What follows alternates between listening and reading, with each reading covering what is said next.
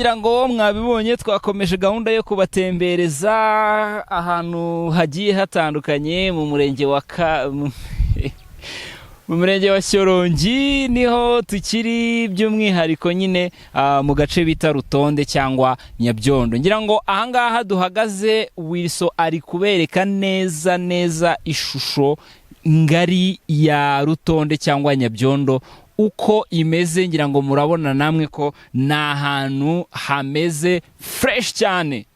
Muri kubibona namwe? Muri kubibona? Bereke neza. Ngira ngo muri kubona ko ni iterambere. Ibi bintu byose hano murabona ko namazo akiri mashyashya cyane. Ntabwo ari amara igihe kinini pe. Ntabwo ari amara igihe kinini.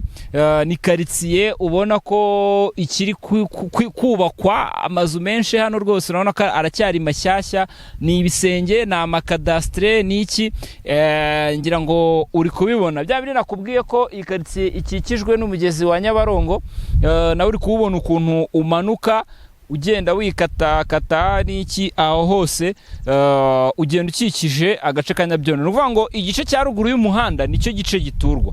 Igice cyo munsi y'umuhanda ari nacyo cyegereye Nyabarongo ntabwo giturwa, cyo abaturage baragihinga bakoraho ibikorwa by'ubuhinzi bigiye bitandukanye, ariko kuba bifitiye uburenganzira by the way murabizi ko biba bisaba kubanza gusaba uburenganzira kugira ngo mubikore neza mutuje. So muri kubibona rero ishusho ya Rutonde niyo ngiyo. Rutonde nuko hameze. Ngira ngo muri kubona ko rwose ni quartier imeze fresh. Sasa aha hantu njyewe maheruka mu myaka muri 2023 2023 nibwo naherukaga aha hantu. Muri icyo gihe washoboraga kuba wabona n'ikibanza cya miliyoni 3 miliyoni 4 ukabona ikibanza cyiza kinini kiri no ku muhanda.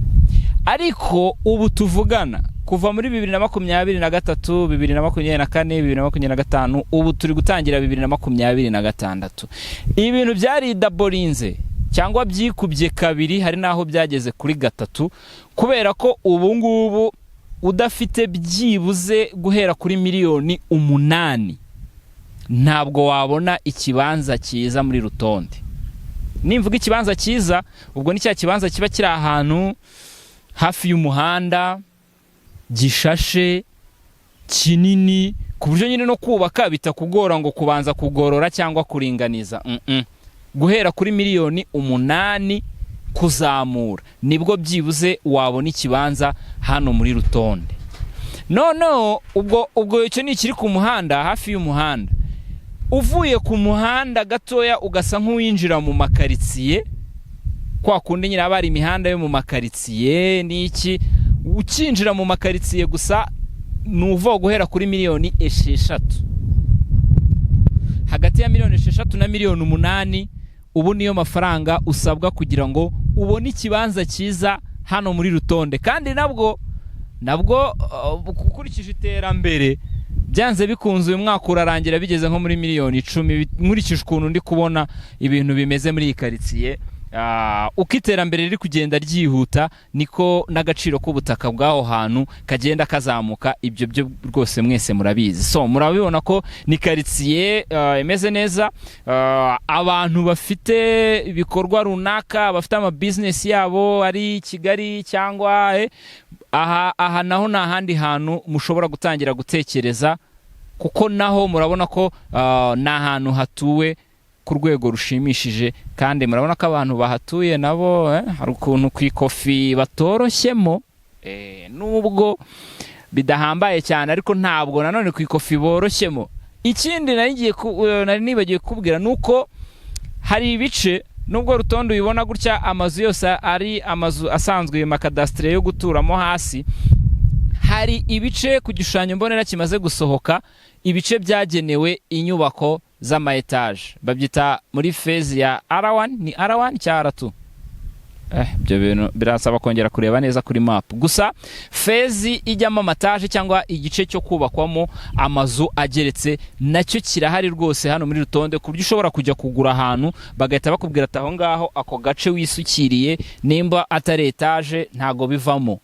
kandi hano icyiza gihari, igishushanyo mbonera kirahari, kubaka birashoboka, biracyakunda, ariko ukurikije amabwiriza n'amategeko uko byose bisabwa. Ubwo urumva ibyo bice nimba ari igice cya etaje ni etaje, nimba ari igice cya kadastre ni kadastre. So hano rero ku mahirwe y'abashoramari, abantu mushaka gushora imari, nari mbikubwiye ufite business zitandukanye i Kigali, naha naho wahatekerezaho kubera ko urabona ko hamaze guturwa byo ku rwego rwo hejuru. Amabanke ushobora gushyira branch naha. Ikintu nabonye hano, ntago nigeze mbona umu agent w'amabanki gutya mu mujyi. Ubona umu agent wenda wa BK, wa KCB, wa Equity, wa Banque Populaire, wa GT Bank n'izindi banki zigiye zitandukanye. Hano nta ba agent b'amabanki nahabonye.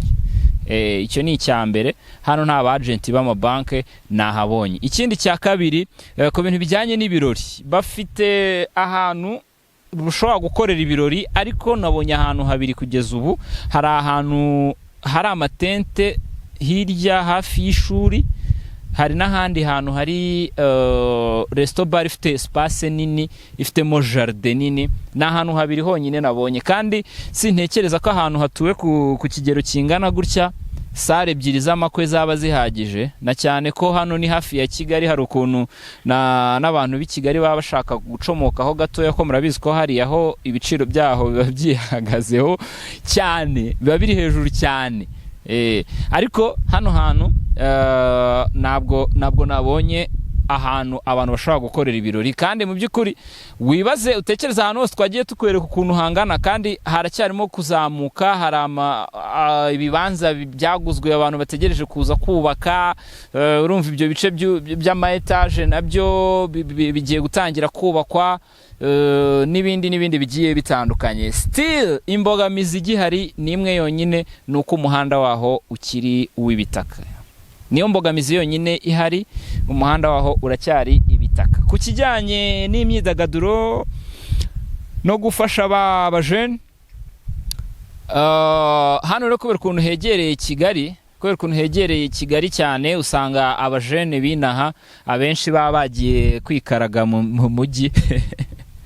Muranyihanganira, ndajya ngenda nkoreshamo amaterme nyine agezweho kugira ngo n'urubyiruko tujyaniranwe, kandi ariko atari abatubujije. Ndajya ngenda nkoreshamo uduslenge duke ariko tworoheje ku buryo mwese muri bubashe kubyumva. So abajene ba hano rero kubera ukuntu ari hafi ya Kigali, usanga benshi bagiye kwikaraga i Kigali.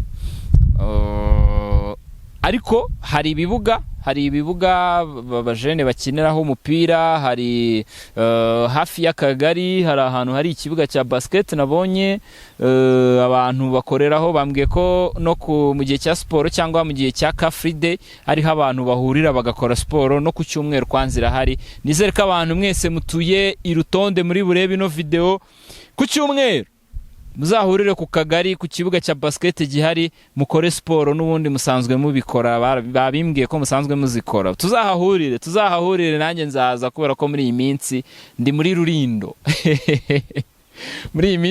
Rurindo. Tuzahurire hariya imbere y'akagari dukora agasiporo, bantu banjye.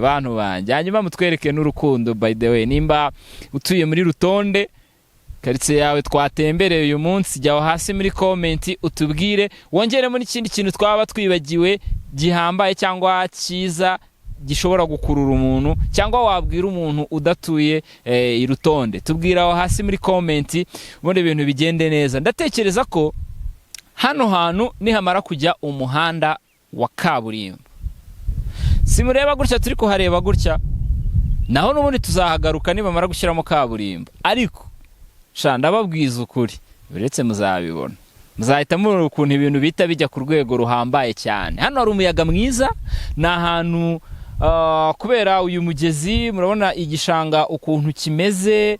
Ibi bifasha kuzana umwuka mwiza, ku buryo hano rwose winjira mu nzu ukumva hari ubuheheri, bitagusabye gushyiraho AC, ukumva haratuje, hameze neza. Mu by'ukuri kuba wiriwe muri ruriya rusaku rwo mu mujyi rwa Nyabugogo, rwa Kimironko, Nyamirambo n'ahandi, uri guhiga ibiceri, mu gihe cyo kuruhuka ukaza ukiruhukira ukaza ugaturiza hano ntako bisa. Ni byiza cyane, ubwo abahatuye muzambere umugabo nimba ibyo navuze nabeshye, ariko ntago twabeshya ngira ngo murabizi. So mwakoze cyane rero kubana natwe. Wilson waberetse Nyabarongo ukuntu ikikije ikaritsiye ya Rutonde, hakurya ya Nyabarongo. Buriya rero bereke hariya mbatera gastori ka hariya hakurya. Hariya hakurya ntabwo turahagera, ni mu karere ka Kamonyi, ariko reka mubabwireho gatoya kubera ukuntu nanjye byantunguye. Muri 2023 nzinaha, ubwo nazaga inama muri 2023, hariya hakurya ni muri Gihara, hariya kari agasozi hariya hakurya muri kubona aho hakurya wese ari kubereka ni muri Gihara.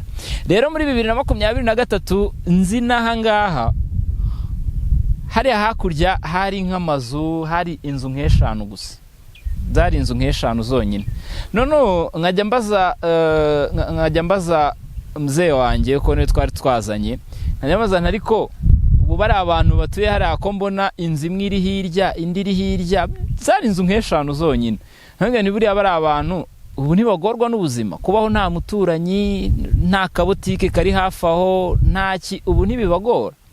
Ariko kuva 2023 kugeza uyu munsi bereke barebe ukuntu hameze. Bafite umuhanda umeze neza rwose, nubwo nari w'ibitaka, gukomeza ukagera na hariya hirya hose, ngira ngo murabona ko naho abantu barimo kuhatura ku rwego ruteye ubwoba. Hariya hose hari amazi n'umuriro.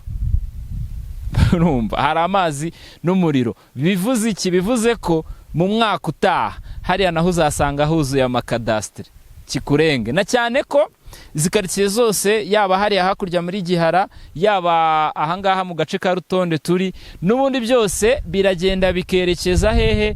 Kuri ya lake twababwiye iri gukorwa, izaba ifatiyeho urugomero rwa Nyabarongo, ni 2 nimba atari 3, kubera ko urugomero rwa Nyabarongo ya mbere rwo rwararangiye.